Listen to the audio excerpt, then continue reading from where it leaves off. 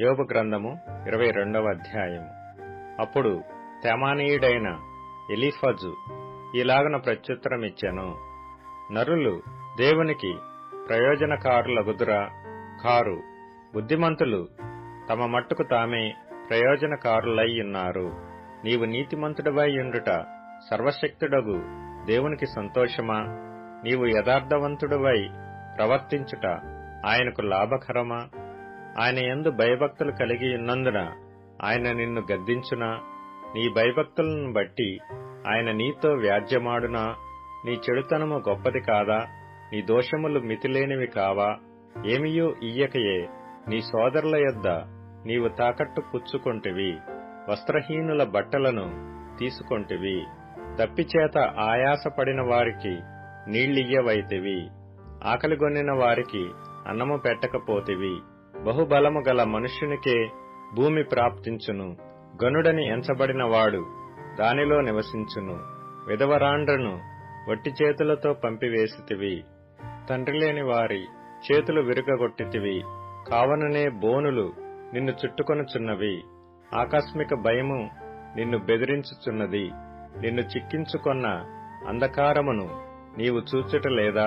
నిన్ను ముంచబోవు ప్రళయ జలములను నీవు చూచుటలేదా? దేవుడు ఆకాశమంత మహోన్నతుడు కాడా? నక్షత్రముల ఔన్నత్యమును చూడుము, అవి ఎంత పైగానున్నవి. దేవునికి ఏమి తెలియను?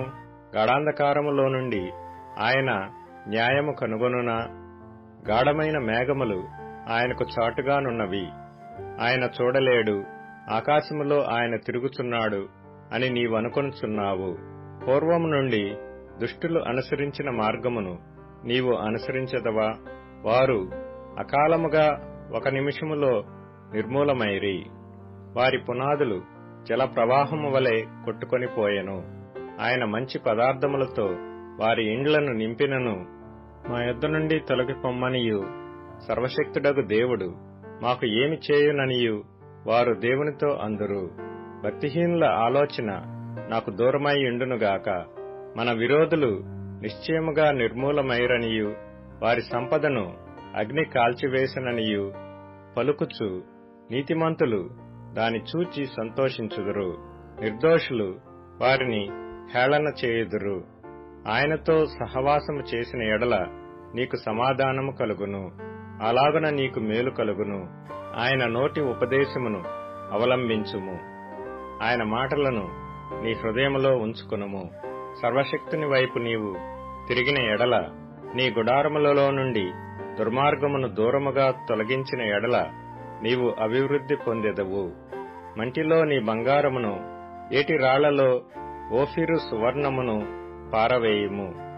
అప్పుడు సర్వశక్తుడు నీకు అపరంజిగాను ప్రశస్తమైన వెండిగాను ఉండును. అప్పుడు సర్వశక్తుని యందు నీవు ఆనందించెదవు. దేవుని తట్టు నీ ముఖము ఎత్తెదవు. నీవు ఆయనకు ప్రార్థన చేయగా ఆయన నీ మనవి నాలకించును. నీ మ్రొక్కుబళ్ళు నీవు చెల్లించెదవు. మరియు నీవు దేనినైనా యోచన చేయగా అది నీకు స్థిరపరచబడును. నీ మార్గముల మీద వెలుగు ప్రకాశించును. నీవు పడద్రోయబడినప్పుడు మీదు చూచెదనందువు. వినయము గలవానిని ఆయన రక్షించును.